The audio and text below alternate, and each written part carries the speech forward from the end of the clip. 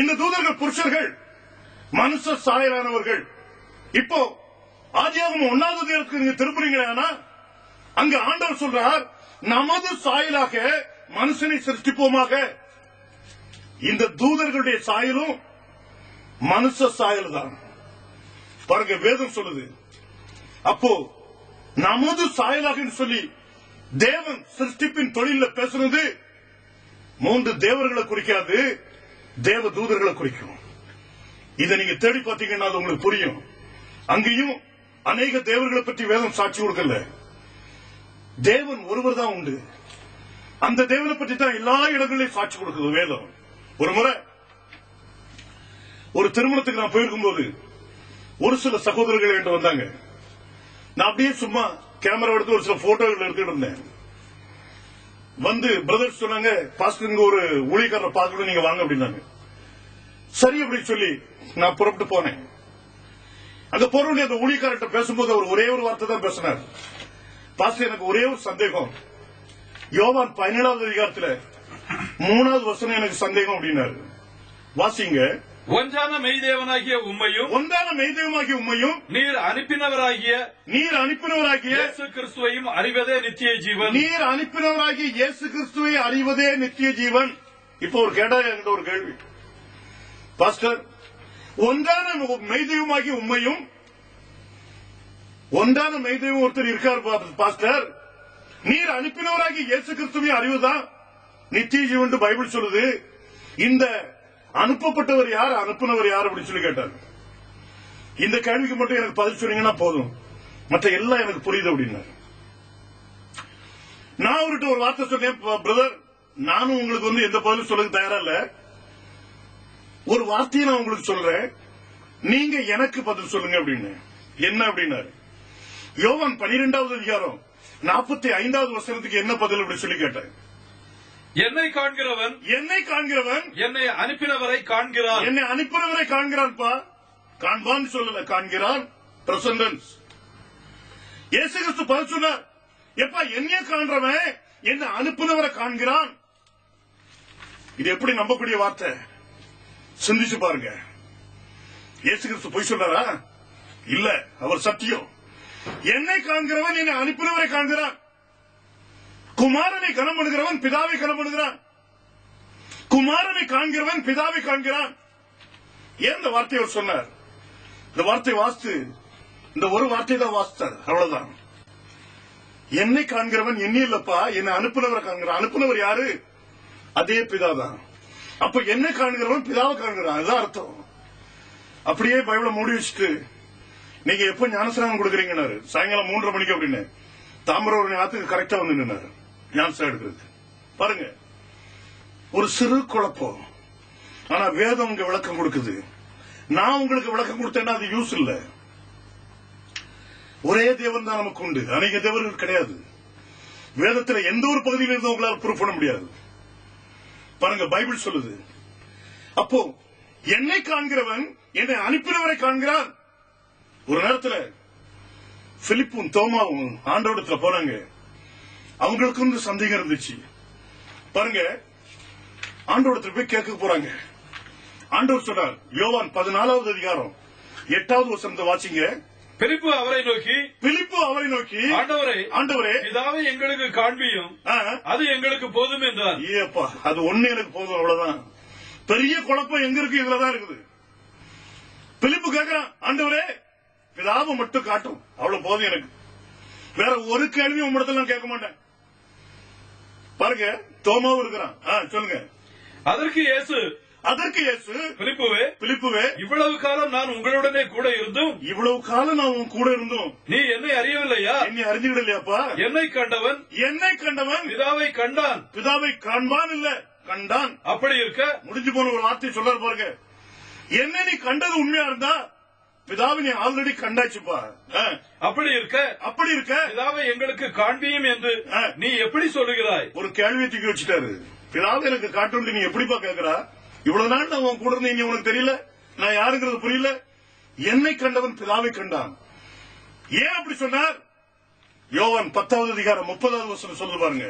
நானும் பிதாவும் ஒன்றாய் இருக்கிறோம் என்றார். நானும் பிதாவும் ஒன்றாய் இருக்கிறோம். தமிழ்ல ஒன்றாயின்னு சொன்ன உடனே எல்லாரும் நினைச்சுடுவாங்க 10 பேர் ஒன்னா இருந்தாலும் நாங்க ஒன்றா இருக்கிறோம் தான் சொல்லுவாங்க. இது அப்படி இல்ல, அந்த வார்த்தை இல்ல. அது இங்கிலீஷ்ல வாசிக்க சொல்லுவோம் பாருங்க. I and my father are one. I and my father are one, not two. ரெண்டு இல்லப்பா. I and my father are one. நாங்க ரெண்டும் ஒன்னு, ரெண்டு இல்ல. அதனால தான் தைரியமா சொன்னார், என்னை கண்டவன் பிதாவை கண்டான், நானும் பிதாவும் ஒன்று அப்படின்னாரு. இந்த வார்த்தையை சிந்திச்சு பாருங்க. இந்த நானும் பிதாவும் ஒன்றுகிறது நீ அறியல அப்படின்னா, இயேசு கிறிஸ்துவும் பிதாவும் ஒன்றுகிறது நீ அறியல அப்படின்னா நித்திய ஜீவனை இழந்து போயிடுவா. அதனாலதான் அங்க வேதம் சொல்லுச்சு, ஒன்றான மெய்தெய்வமாகிய உண்மையும் நீர் அனுப்பினவராகிய இயேசு கிறிஸ்துவை அறிவதே நித்திய ஜீவன். ஒன்றான மெய்தெய்வம், அவர்தான் மெய்யான தெய்வப்பா. இந்த தேவன் யாருங்கிறது நீ அறியணும். இந்த ரகசியம் பிதாவுக்கும் குமாரனுக்கும் இடையில உள்ள ரகசியம். கொலோசியர் 2வது அதிகாரம் 2வது வசனம் சொல்லுது பாருங்க. அவர்களுடைய இருதயங்கள் தேற்றப்பட்டு அவர்கள் அன்பினால் இணைக்கப்பட்டு பிதாவாகிய தேவனுக்கும் கிறிஸ்துவுக்கும் உரிய ரகசியத்தை அறிந்து கொள்ளுகிற உணர்வின் பூரண நிச்சயத்தினுடைய எல்லா ஐஸ்வர்யத்திற்கும் உரியவர்கள் ஆக வேண்டும் என்று இப்படி விரும்புகிறேன். பாருங்க, பிதாவுக்கும் குமாரனுக்கும் கிறிஸ்துவுக்கும் பிதாவுக்கும் இடையில ஒரு ரகசியம். இந்த ரகசியத்தை நீ அறிஞ்சுக்கணும். இங்க பைபிள் சொல்லிச்சு, ஒன்றான மெய்தெய்வமாகிய உண்மையும். பிதாவை குறித்து பேசும்போது ஒன்றான மெய்தெய்வம் சொல்லுது. நீர் அனுப்பினவராகிய இயேசு கிறிஸ்துவையும், இவர் யாருப்பா? இந்த இயேசு கிறிஸ்து யாரு? பிறகு ஒன்றான மெய்தெய்வம் அவர்தான் அப்படின்னா இவர் யாரு? இந்த ரெண்டு பேருக்கு இடையில என்ன ரகசியம் இருக்குது? பவுல் சொல்றான் 4வது வசனத்துல சொல்றான் பாருங்க. ஒருவனும் நய வசனிப்பினாலே உங்களை வஞ்சியாதபடிக்கு இதை சொல்லுகிறேன். எச்சரிக்கை கொடுக்கிறான். யாராவது உன்னை வஞ்சிச்சிடாமப்பா. இவங்களுக்குள்ள ஒரு ரகசியம் இருக்குது. மெயினா வேதத்தில் நீங்க தேடி பாத்தீங்கன்னா அநேக ரகசியங்கள், 16க்கும் மேற்பட்ட ரகசியங்களை பற்றி பேசுறது இந்த பவுல் தான். பாருங்க, ஏன் ஒருவனும் உங்களை வஞ்சிக்காம இருக்க முடியாது எச்சரிக்கையா சொன்னா 9வது வசனத்தை வாசித்து பாருங்க. ஏனென்றால் தேவத்துவத்தின் பரிபூரணம் எல்லாம் சரீர பிரகாரமாக. ஐயா, தேவத்துவம் என்னது? பிதா, குமாரன், பரிசுத்தாவி. இதுதான் தேவத்துவம். இந்த தேவத்துவத்தினுடைய அரைகுறை இல்ல, இந்த தேவத்துவத்தினுடைய பரிபூரணம் எல்லாம் சரீர பிரகாரமாக அவருக்குள் வாசமாயிருக்கிறது. இயேசு கிறிஸ்துக்குள் வாசமாயிருக்கிறது. நீ எங்கேயும் போய் தேடா. பிதாவை தேடுறியா? அவருக்குள்ள தேடு. குமாரனை தேடுறியா? அவருக்குள்ள தேடு. பரிசுத்தாவியை தேடுறியா? அவருக்குள்ள தேடு. ஆண்டவர் சொன்னார், என்னை கண்டவர் பிதாவை கண்டான். மனுஷகுமாரனாகி என்னை ஜனங்கள் யார் என்று சொல்கிறார்கள்? குமாரன் அவர்தான். சீசர்களை கூப்பிட்டார். யோவான் 20:22 சொல்லுது, பூ அப்படின்னு ஊதி இதோ பரிசுத்தாவியை பெற்றுக் கொள்ளுங்கள் என்றார். பிதா, குமாரன், பரிசுத்தாவி. தேவத்துவத்தினுடைய பரிபூர்ணம் எல்லாம் சரீர பிரகாரமா அவருக்குள்ள வாசம் பண்ணுதுப்பா. ஆகியனால்தான் ஆண்டவர் சொன்னார், ஒன்றான மெய்தெய்வமாகிய உண்மையும் நீர் அனுப்பினவராகிய இயேசு கிறிஸ்து. அவர் அறியணும், நானும் அறியணும். அவரை தேடுங்க வேதத்தை. இவர்தான் ஒன்றான மெய்தெய்வம். எரேமியா 10:10 அப்படி சொல்லுது பாருங்க. யெகோவா தேவன் தான் ஒன்றான மெய்தெய்வம். கர்த்தரோ மெய்யான தேவன், அவர் ஜீவனுள்ள தேவன். பாருங்க, யெகோவா தேவன் தான் மெய்யான தேவன் சொல்லி பைபிள் சொல்லுது. நான் அதை நம்புறேன். ஆனா what about that Jesus Christ? யார் அந்த குமாரன்? இங்க சொல்ல பாருங்க, 1 யோவான் 5வது அதிகாரத்துல 20வது வசனத்திலிருந்து வாசிங்க. அன்றியும் நாம் சத்தியமுள்ளவரை அறிந்து கொள்ளும்படி தேவனுடைய குமாரன் வந்து நமக்கு புத்தியை தந்திருக்கிறார் என்றும் அறிவோம். அவருடைய குமாரனாகிய இயேசு கிறிஸ்து எண்ணப்பட்ட சத்தியமுள்ளவருக்குள்ளும் இருக்கிறோம். அந்த சத்தியமுள்ளவருக்குள்ளதான் நம்ம இருக்கிறோம். இவரே மெய்யான தேவனும் நித்திய ஜீவனுமா இருக்கிறார். நல்லா கவனிங்க, இவர்தான் மெய்யான தேவன், இவர்தான் நித்திய ஜீவன். யோவான் கொடுக்கிற வழக்கத்தை பாருங்க.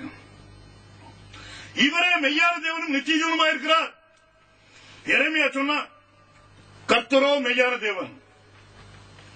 இதே யோவான் சொன்னா ஒன்றான மெய்தெய்வமாகிய உண்மையும் நீர் அனுப்பினவராகிய இயேசு கிறிஸ்து அறியணும். இப்ப அதே யோவான் தான் சொல்றா, இயேசு கிறிஸ்து யாருப்பா? இவர்தான் அந்த நித்திய ஜீவன், இவர்தான் அந்த மெய்யான தேவனா. அதுக்கு கீழே ஒரு வார்னிங் கொடுக்கிற பாருங்க. பிள்ளைகளே, நீங்கள் விக்கிரகங்களுக்கு விலகி உங்களை காத்துக் கொள்வீர்களாக. விக்கிரகங்களுக்கு விலகி உங்களை காத்துக்கிடுங்க. ஆமேன். ஏன் இந்த ஒன்றான மெய்தேவனை நீ அறியல அப்படின்னா நீ ஒன்றுக்கு மேற்பட்ட கடவுளை கும்பிட போற. ஒன்றுக்கு மேற்பட்ட தேவர்கள் உண்டுங்கிற படத்தை நீ வரைய போறா, கடைசியில் நீ விக்கிரகம் பண்ண போற, அவ்வளவுதான். அதுக்கு விலகி உன்னை பாதுகாத்துக்க. இதுதான் அந்த ரகசியம். தேவனுக்கும், அதாவது பிதாவுக்கும் குமாருக்கும் இடையில உள்ள ரகசியம் தான். இந்த ரகசியத்தை நம்ம அறியணுங்கிறது தேவனுடைய விருப்பம். பாருங்க, பைபிள் அப்படி சொல்லுது. அப்போ இந்த தேவன் ஒரே தேவனா காட்சியளிக்கிற தேவன். இந்த தேவனை தவிர இன்னொரு தேவன் இந்த உலகத்தில் கிடையாது. எந்த ஒரு காலத்திலையும் வேறு ஒரு தேவன் நமக்கு வர முடியாது. பழைய ஏற்பாடு பாருங்க, அத்தனையும் சாட்சி கொடுக்குது. பழைய ஏற்பாட்டில் உள்ள யெகோவா தான் புதிய ஏற்பாட்டினுடைய கிறிஸ்து. இந்த ரகசியத்தை நம்ம அறியணுங்கிறதுக்காக தான் ஆண்டவர் இந்த காரியங்களை நமக்கு கொடுத்தார். வேத வாக்கியங்களை ஆராய்ந்து பார்க்கணும். அன்னைக்கு ஜனங்களுக்கு இந்த சந்தேகம் நிறைய இருந்துச்சு. பாருங்க, பைபிள் சொல்லு பாருங்க, யோவான் 8வது அதிகாரம் 24வது வசனம் சொல்லு பாருங்க.